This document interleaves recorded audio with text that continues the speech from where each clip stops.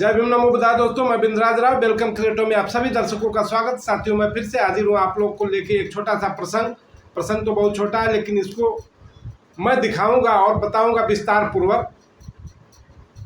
प्रसंग मेरा ये है रामायण से, तुलसी रामचरितमानस का एक छोटा सा अंश है जिसमें राम और रावण के बीच युद्ध होता है।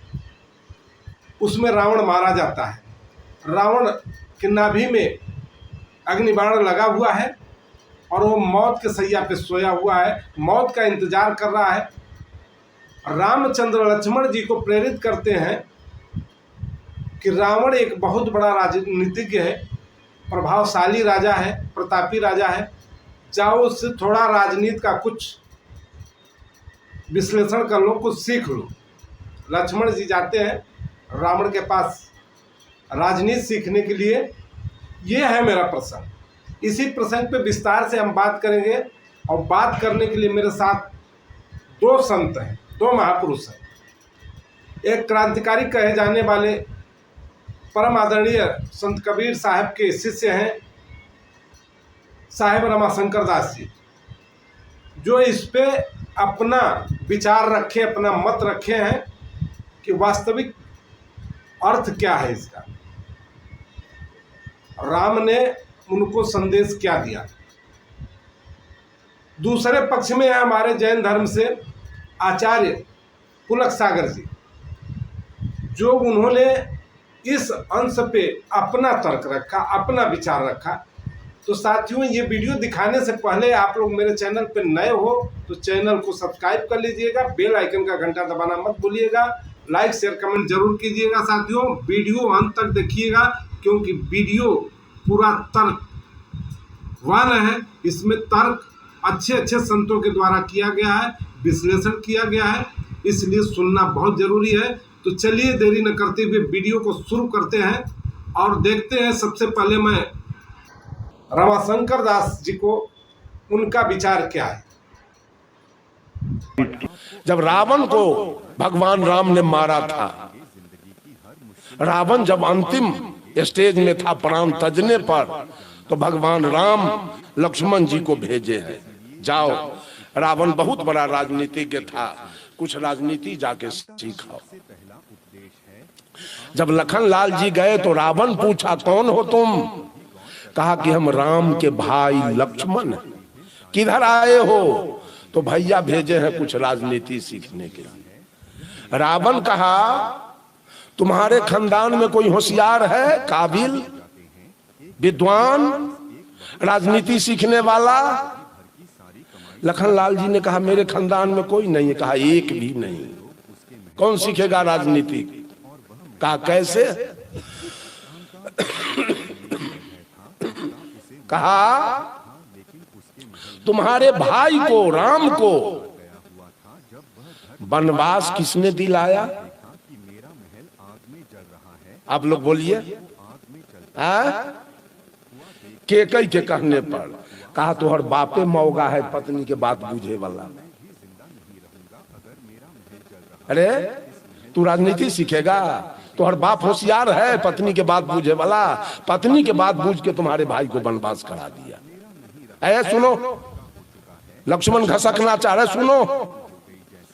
और तुम्हारी माँ केकई केकर बात बूझ के राम को वनवास करा दिया?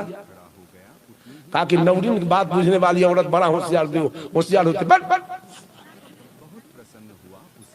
अरे तोहर भाई राम बहुत होशियार है। हमारा मामा मारीच कपट का मिर्गा बन के जंगल से निकला था, और हम पहचाना नहीं कि सच के मिर्गा है कि कपट का मिर्गा है, जो तीर धनुष लेके उसके पीछे दौड़ के गया। कहते हो भैया सर्वा अंतर्जामी है, तो जाना नहीं कि कपट का मिर्गा है जो उसके पीछे तीर लेके गया। एक नंबर के बेवकूफ तो तोर भाई है रे।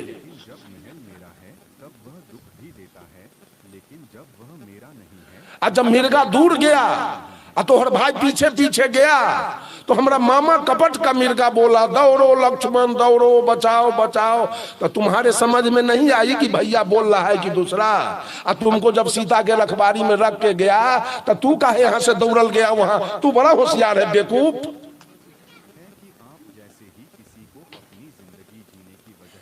आ तोहर भौजाई सीता बड़ा होशियार है, जब तू अग्नि बाण से घेर के उसको गया, वो निकली क्यों जब उठा के ले गए? एक नंबर के बेवकूफ तो तोहर भौजाई है रे।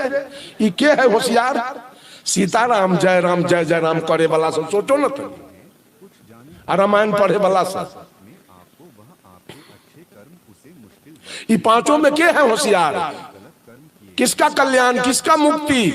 कहता है जय मृग राम बांध के मारे, सो तनुधरी सुर लोक सिधारे।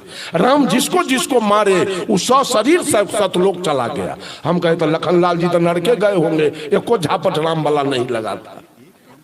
हनुमान जी तो नरके गए होंगे, एको को झापट नहीं लगा राम वाला। बंधुओं, ये शरीर सुख का घर नहीं है। ये शरीर, हम लोग मुजरिम हैं। हाँ, ये जीव मुजरिम है। अब मुजरिम के तो साथियों, ये थे हमारे क्रांतिकारी कबीर साहब को मानने वाले, उनके अनुयायी साहेब रमाशंकर दास जी। इनका विश्लेषण आप लोगों ने सुना और देखा, इनका तर्क। इनका मानना है कि राम लक्ष्मण और उनका पूरा परिवार एक दूसरे के सहारे पर निर्भर है। तो फिर आप लोग राजनीति कैसे सीख सकते हो, राजनीति कैसे कर सकते हो? इसी विषय पे चर्चा करने के लिए हमारे साथ जैन धर्म से जो मैं बताया आचार्य पुलक सागर जी हैं। थोड़ा इनको भी आप लोग सुनिए, इसके बाद हम चर्चा करते हैं कि दोनों लोगों का तर्क कैसा है। आप लोग को भी इस पे तर्क करना जरूरी है। रामायण का एक प्रसंग मुझे याद आ रहा है। रावण के अंतिम समय है, मृत्युशैया पर रावण लेटा हुआ है।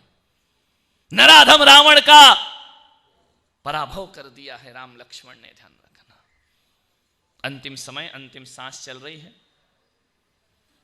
जब दिए में तेल खत्म हो जाता है तो कैसी लोभभक्ति है, वही स्थिति रावण की हो रही है।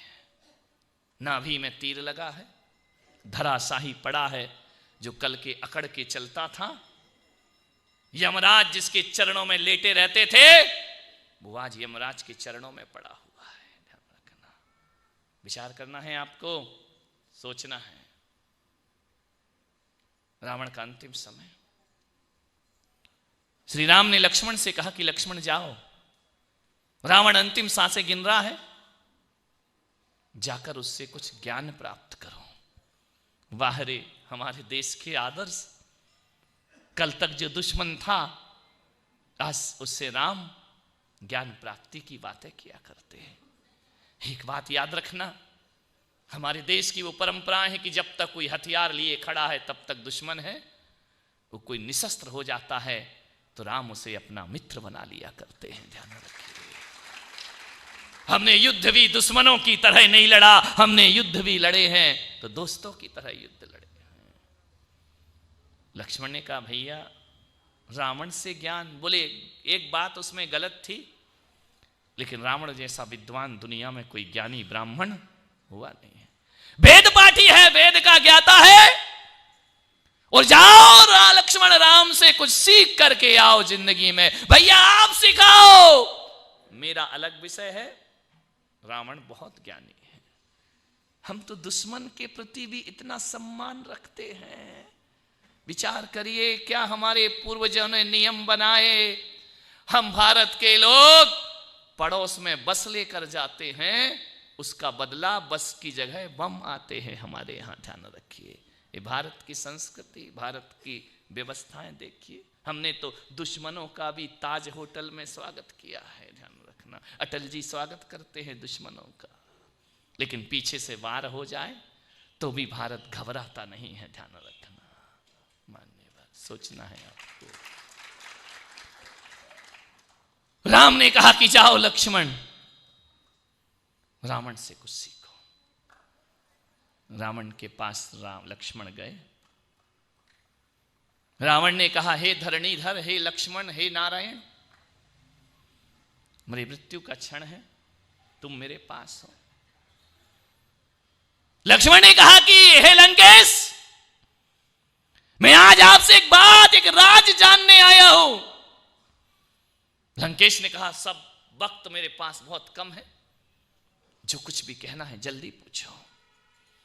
लक्ष्मण ने कहा कि लंकेश जरा ये बताओ, 3 खंड के अधिपति, नवग्रह जिसके सामने हाथ जोड़े खड़े हैं, यमराज जिसके पैरों के तले लेटा रहता है, रावण जब चलता है तो धरती कांप जाती है, रावण के नाम से हवाएं अपना रुख बदल लिया करती हैं, ऐसा विश्व विजेता रावण, इतनी तुम्हारे पास रिद्धियां, अस्त्र शस्त्र, सोने की लंका में रहने वाला रावण की लंका का जो वैभव था ना, तो अयोध्या में कुछ भी नहीं था। उतना ध्यान रखना, ना सोने की अयोध्या थी, ना उतनी शक्तियां थी जो रावण के पास थे। आप जैसा जो वरदान में शीश काट काट कर ईश्वर को समर्पित कर दिया करता हो, तुम्हारे जैसा भक्ति परायण, तुम्हारे जैसा शक्तिशाली, तुम्हारे जैसा दुनिया का ताकतवर इंसान, बताओ श्री रावण लंकेश, आज वो रावण मिट्टी पर धराशाही निढाल क्यों पड़ा है? राम के पास तो कुछ भी नहीं था, तुम्हारे पास तो अस्त्र शस्त्र, चतुरंगिणी सेना, वो रावण आज मिट्टी के ढेर पर पड़ा है, अंतिम सांसें गिन रहा है। बताओ लंकेश, तुम क्यों हार गए? और बताओ श्री राम क्यों जीत गए? रावण ने कहा कि लक्ष्मण, बहुत अच्छा प्रश्न किया है तुमने। ये मत सोचो कि राम मुझसे जीते हैं, और ये मत सोचो कि रावण उनसे हारा है। रावण को कोई नहीं हरा सकता दुनिया में, राम नहीं जीते, ध्यान रखना। यदि आज रावण हारा है और राम जीते हैं, उसका कारण लक्ष्मण केवल इतना है कि राम के पास लक्ष्मण जैसा भाई था और मेरे पास विभीषण जैसा भाई था। ध्यान रखना, मेरे पास सब होने के बाद भी तुम्हारे जैसा भाई नहीं था। तुम्हारे जैसा भाई होता तो राम को 10 अवतार लेना पड़ते मेरा संहार करने के लिए। अफसोस तो इस बात का है कि मेरे पास विभीषण था, घर का भेदी, लंका ढाए, और राम तुम्हारे पास लक्ष्मण था। ये जीत राम लक्ष्मण की नहीं। साथियों, ये थे हमारे आचार्य पुलक सागर जी। आप लोग सुना और देखा, एक ही प्रसंग है, एक ही प्रश्न है। रावण ने लक्ष्मण को क्या संदेश दिया, लेकिन दोनों संतों का तर्क अलग अलग क्यों है? आज समाज बहुत तर्कवान बन चुका है, शिक्षित हो चुका है, और हर लोगों के बातों का विश्लेषण कर लेता है, और करता भी है, सोचने की क्षमता भी है, समझने की क्षमता भी है।